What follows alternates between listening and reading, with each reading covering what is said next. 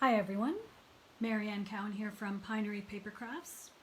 It is Monday, January the 3rd. Yes, I should know that because tomorrow is a very exciting day. Tomorrow is the launch of Celebration and the new January to June Mini Catalogue. So I'm going to be doing a little bit of a catalog reveal later in the week. I was going to do it Wednesday, but it depends on when the rest of my order comes. So starting tomorrow though, I'll be able to show you inside the catalog. Very fun. And once you look in the catalog and you have a really long wish list, then I invite you to purchase the starter kit, because with the starter kit you can choose 2 free stamp sets. And there's a couple in the new catalog that I've been using a lot, and they're over $30, so it would be good to get them for free. Hello, Phyllis. So you can contact me for more information or go to my website, mariannecowan.com/join, and it shows all the perks of being part of our stamping community called Pinery Paper Pals. It's very fun, no pressure. It's just a place to share our creativity and love of stamping. So those 2 things are coming up. Also, my birthday card class is January 29th. More information on my website under events. So I did post a little video on my Facebook page of all the birds in our backyard. That was just one morning I was out there filming. We have, the other day I counted over 50 birds. We have starlings, woodpeckers. We always have woodpeckers. The big pileated ones are a little bit further back in our bush, in our woods. And chickadees, starlings have just started coming, and mourning doves have been coming in little flocks of 10 or 12. It's so fun to just stand there and watch them. And they're very cold right now, so they puff all up, and they puff their feathers up to have more air inside to keep them warm. So that inspired me to do some cards featuring birds. So this is the Happy Hedgehogs stamp set. It's new in the new annual catalog. And I know the feature is the hedgehog, but today I'm going to feature this little bird. And then Wednesday, I will feature the hedgehogs, because there is a coordinating stamp for the hedgehogs, which I couldn't wait to get, but I haven't even used it yet. But I will, and Wednesday I'll make cards with the hedgehog. But today we're going to be using all of these elements. And this one I thought was a tree. I don't know if it's a tree or a big, just flowering plant, but you'll see how I'm going to use it. And we're also going to be watercoloring. For the watercoloring, I am using, well, it's not Stampin' Up, but it's Fluid 100 watercolor paper, available in the Stampin' Up catalog. I love this watercolor paper. I've used quite a few different types of watercolor paper, and this one is really, really nice. So we're going to be using this. I pre-did a lot of this, so you don't have to watch me color, but I'll give you a little demo. Now, the birds I was going to use are from the Beautiful Trees dies, but when I get to that card, I'll show you how I kind of changed my mind and switched it to butterflies. Hey Jean. It's not snowy here, but it's pretty darn cold. When I woke up this morning, it was -20 before the wind chill. That's Celsius.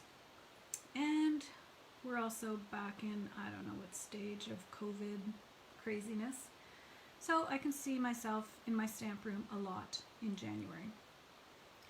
And it's a good thing we have a new catalog and lots of new things to play with. So, Beautiful Trees has these really cute little birds. I've also used stitched rectangle dies. So I use this one on one of the cards. Stitch So Sweetly, I used the large rectangle scalloped one. Hey Judith. Yeah, I don't know, Phyllis, why I thought it was a tree. I just did. I used layering circles for 2 of my cards. And the embossing folders I used were Meadow Moments, the floral one, Subtles embossing folder, but I didn't. Tasteful Textile 3D embossing folder, which is kind of the next best thing to the Subtle. And then Time Worn Type 3D embossing folder. So 3 embossing folders. We're going to make 3 cards, and I'll just show you some of my thought processes when I was making the cards.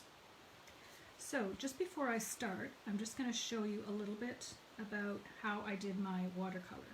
I did use Stays-On ink to stamp my images, which means you need to use the special Stays-On ink remover. This is a really old one, to clean your stamps because it does stain them.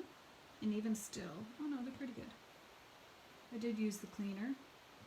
It doesn't hurt the stamps, it just leaves black on your images. Hi Diane. Happy New Year to everybody. So Stays-On ink, watercolor paper, and I do, when I'm coloring this one, I wanted to make into a robin, so I did go online and look and see exactly what the colors of the robin was. Don't need these quite yet. So what I do is I take my stamp pad, I turn it over, and I just plop it down on a block, and this is my little paint palette. And I did this a while ago, so it's dry right now, but that's okay. As soon as I add water, it's going to be fine. So a robin's breast is not really red. It's kind of reddy orange. So I have real red and pumpkin pie. So I'm just going to add a little bit of water. This is the old water painter. It's my favorite one though. Now, when you're doing this, don't go too close to the edge because it will bleed. You'll see in one of mine where I did go too close and it did bleed. The other thing about using watercolor is you can go back and add more color. Now, I wanted a little more red, so I'm going to add a little bit of red. You just really need to drop the color in. It's different than using the blends, but it does blend. Now to clean it, I always just have a paper towel, and you just push the water out and it's clean.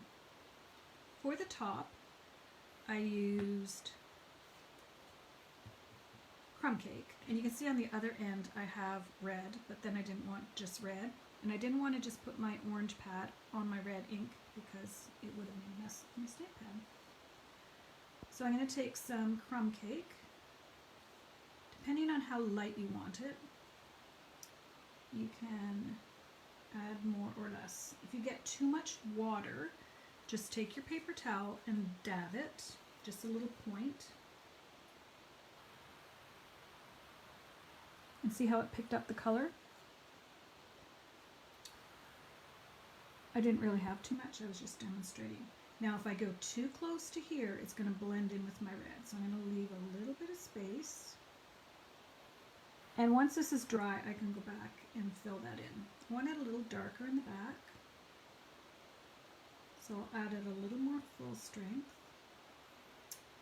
It's okay for watercoloring if it does go a little bit beyond your image. If you look at a watercolor artist, they don't usually stay in the lines actually. It's got a bit too much water, so I'm trying to get just the dark. It's not really letting me. And for the flower, I actually, let me just grab another color.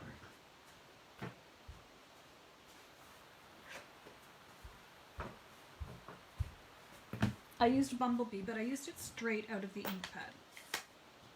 It's so small and I want it fairly dark. So I just dabbed in, start in the middle, and then push your paint towards the edges. Because it will blend out. And then what I usually do is wait and go back and then add a little more color. Like I do want this darker. And you'll see the ones that I have ready to go are a bit darker.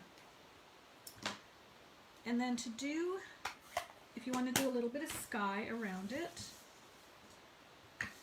I have Pool Party. We used to have a really nice color called Sky Blue.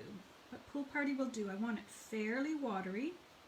And save your little scraps because they're good to test out on. So that looks good. I really want it hardly showing. So I'm going to start up here and then just go down.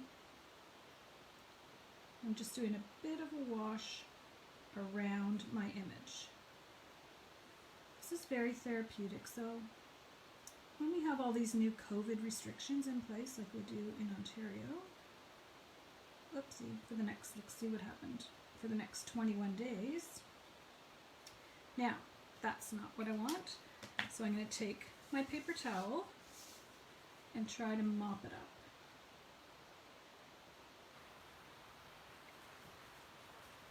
You do have to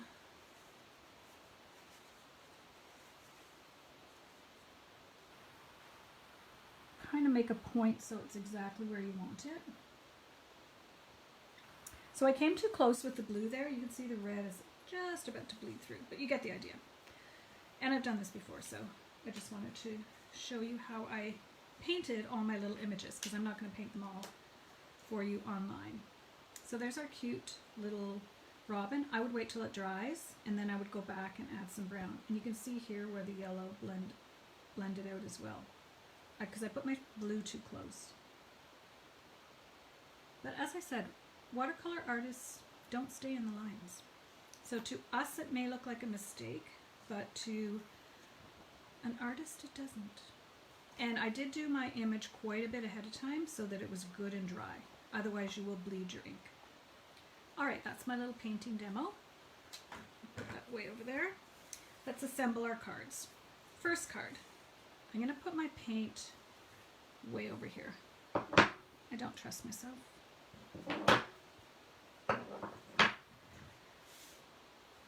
This balmy blue. So I'm doing all my cards color on color. Monochromatic. You know, I love that design. And I loved playing with the pastels. So here we go. This one was that folder that is Meadow Moments. I used this one. But you do have to run it in twice. It only went as far as here. Then I just put the folder back in, and if you look closely you can tell, but on this card you cannot tell. I don't think. Alright, yes Judith, I've had them on this part of my desk for a while, and I'm amazed that I haven't got them on a whole bunch of things. Now this does have a right side and a wrong. I think I want my little leaves going up. So these cards are all just going to be variations of each other. My lighting seems weird.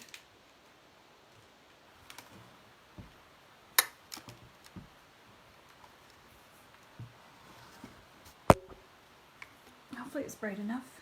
It's really sunny here today, so I closed the blind.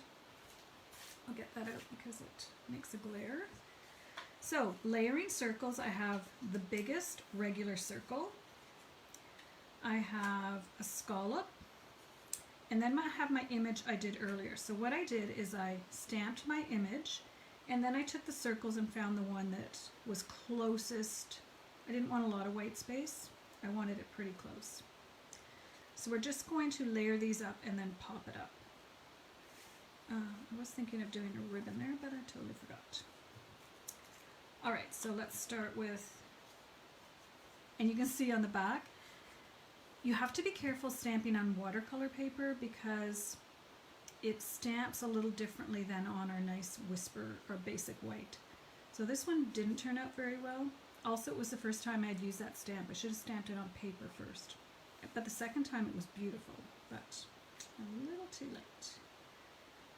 Alright, so I'm just going to glue this on.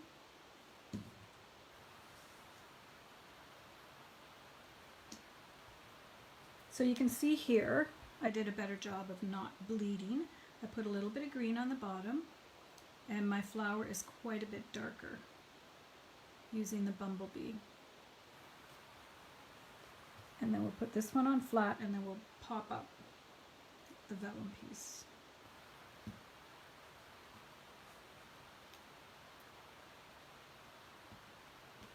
sayings in this, the sentiments in the stamp set are really nice. It's so nice of you to be so nice. Isn't that beautiful? Okay, we're going to pop these up with dimensionals. I couldn't decide where to put a bit of linen thread on some of these cards. So I ended up not. Sometimes it doesn't need a bow, I guess. It's hard for me. It's hard not to put a bow. And you can plop it right in the middle. I tend to put mine a little bit to the top. I want to make sure it's straight. The sentiment is straight. Then another one of the stamps in the set is this cute little butterfly. And I did Stampin' and StazOn, painted it, and I used that red-orange mixture. And then I added Wink of Stella, which I think you can see. I'm going to add a little dimensional. And I'm going to put it so it looks like it's coming in to smell the flower.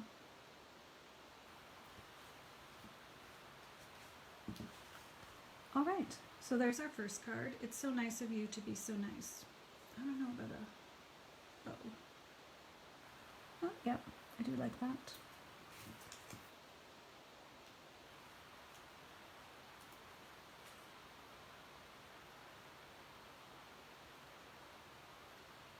Oh, you're welcome, Judith. Learn from my mistakes. Well, luckily when I did this one, it turned out okay. It's so nice of you to be so nice. I just love that. Okay, so that's our first card. Our next one, I'll show you my two things I was going to use. So we have soft seafoam. Again, I'm working in the pastel or the subtles color family. Then I had done this one, Tasteful Textiles, and I liked it, but I thought, oh, what about this one, the dotted, can't remember the exact name, and I thought, oh, that's pretty, and it is, but then once I added the other layers, I thought it was too busy. So I took it off and I went back to Tasteful Textiles. Now you can see how this one's smudged a little bit, but that's okay. Now before I do anything, I am going to add a little brushed brass butterfly. Try to say that quickly. Brushed brass butterfly. So for this one we added the butterfly from the set. This one I want a smaller one, so we're going to add one of the brushed ones. And again, I'm going to make it so that it looks like it's flying in. Now I did test this. Again, test your whatever you're using on whatever kind of paper you have. So I'm taking a permanent Sharpie ultra fine point, the ultra fine. I love these because I wanted to do a little trail from the butterfly off the paper, but I wasn't sure if it would bleed. So apparently it doesn't. I should check with the painted part. No, it looks okay. So I'm going to just go from where the butterfly is. It's these little extra elements that really level up your card, I feel.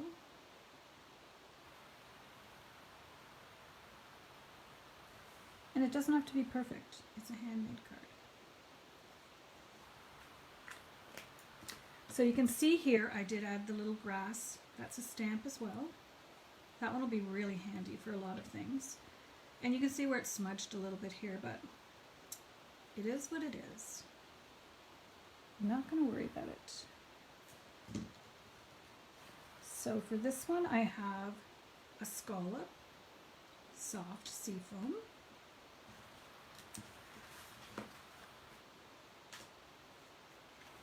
scalloped rectangle that I stamped on, again, using StazOn. And it's stamped beautifully. Nice, sharp, crisp image. Finding a friend is the best discovery of all. Isn't that nice? So that's going to go here. I'm deciding about a bow around the whole thing. All right, what I'm going to do, let's try it. before I put this layer down, which is why I was waiting, I'm going to try adding a little bow to the side here.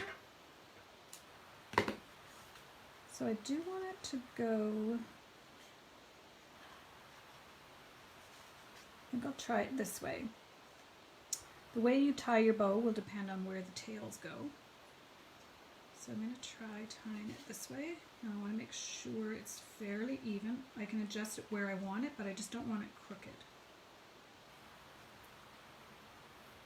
And I could add a bow just by itself, but I think this might look pretty. And if it doesn't, we just take it off.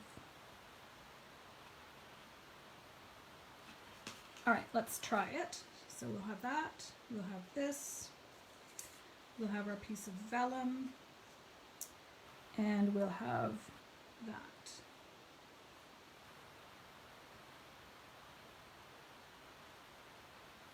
I actually don't really like it, so off it comes. I will save it for some. Judith, you said you love it. I don't know. I'm taking it off. I can add it on later. Or maybe you like the both in the other one. Sometimes I think this particular design of card, simple might be better.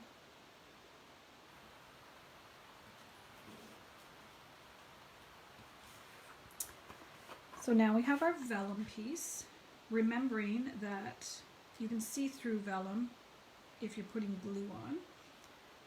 And I think I'm going to pop up this, just deciding which layer I was going to pop up. So I'm going to pop up this.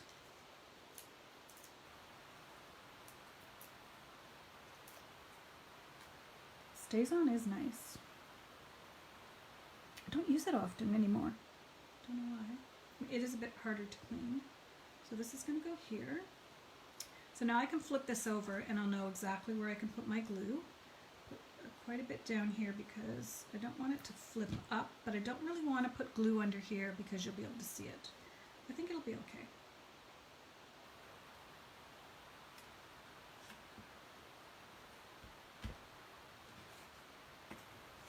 All right.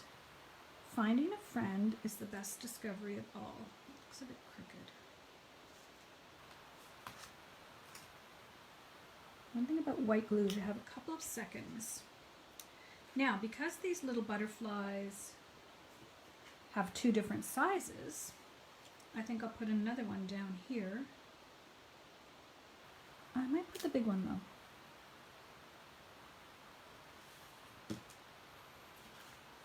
Finding a friend is the best discovery of all.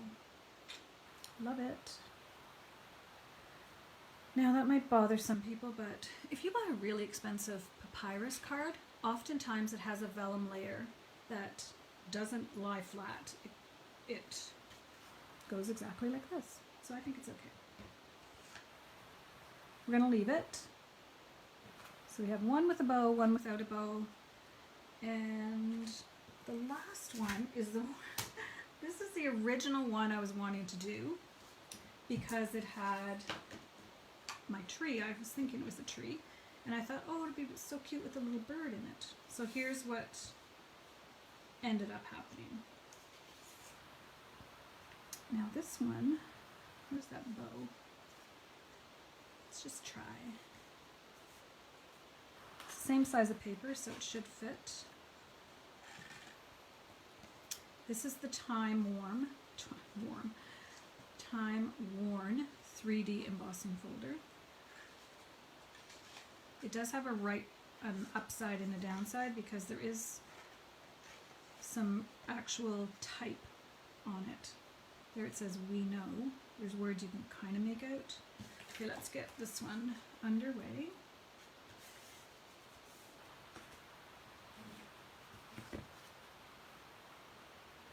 Yes, the metallic butterflies are nice and they are quite small. Okay, so we have that, we have that, we have this. I do like it a little better on this one. These are too long, but I'll trim them once I know where I want to use it because it's hard to trim them after. This one's going to be tricky to get the vellum piece down without it showing through. Hadn't thought through that. Alright, so here's what I was thinking. I was going to use this cute little red bird because I had a bunch of them sitting on my desk. And then the sentiment, thank you so much. That was my original thought. Now I don't like this string here because you can see it through the vellum. Alright, off it comes. I could cut a little piece of blue. Let me think about this.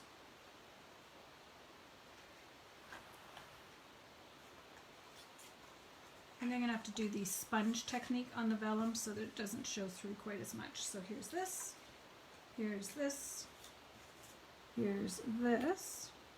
So I was going to use the little red bird, and then I thought, I don't know if that looks weird. I don't know. So then I pulled in another butterfly. So I think I will stick with the butterfly. And I think I'm going to leave it simple. I even cut out birds in the different colors. I thought, okay, maybe it's just the red one that's too bright. So I did Cajun Craze. Although I don't really know birds that color. And then I did blue. Misty Moonlight. I thought maybe a darker shade of blue. It just wasn't working for me. So then I opted for the butterfly. So let's keep this card really simple. Let's just add this layer. And I'm going to get my sponge to add the glue to the back of my vellum and see if hopefully it doesn't show through too much. The one thing nice is because this is embossed, it will hide a little bit of the glue showing through.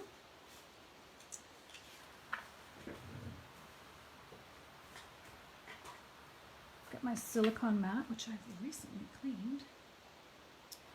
Put a little bit of glue. And I'm almost afraid to do it. Do it kind of in the middle where the image is. Okay, let's see how that's going to look. I think it should be okay. Like I said, when you have an embossed back, it hides some of the glue. That looks good. Okay, we can pop this up now with a little irregular. Let's use a strip. So I'm just going to pull off a strip.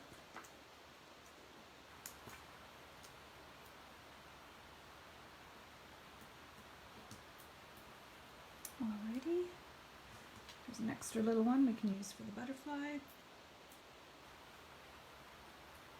Now I was thinking of putting the sentiment over a little bit to the right and tying twine or linen thread around.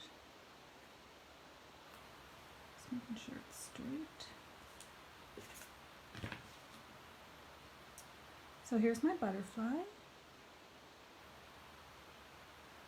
Let's add that. Coming over to this. Now, again with my marker, I did take my Sharpie and I tried it on a piece of vellum to make sure it didn't run. So I am going to do a little trail.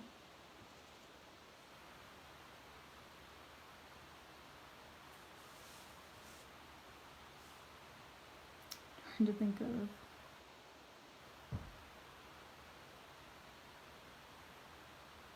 which way it would go.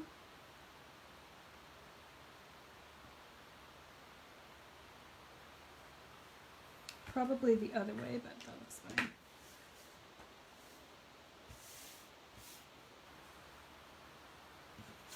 Alright, now I didn't add yet Wink of Stella to this butterfly. It really makes a difference, and the watercolor paper really picks it up nicely. You can really see the Wink of Stella. I did also color the body brown. It's hard to tell, but I did. Now for this one, I just feel like it needs something else. I don't want to add a butterfly, so I want to add some kind of gem.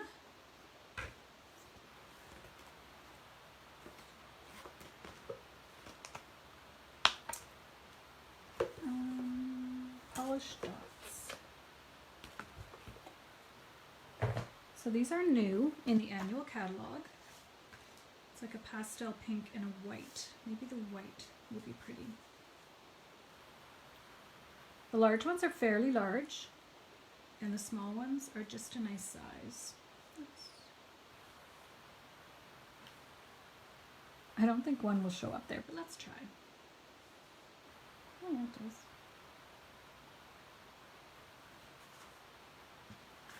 I could have tried for a bow, but I don't know. Okay, so 3 cards using the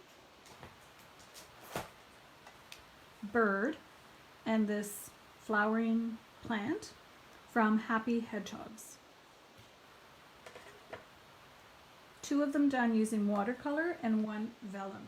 Now, when you're coloring your vellum, at first I pulled out my blends, again, using the scrap of paper, and you can see how blends do not work on vellum.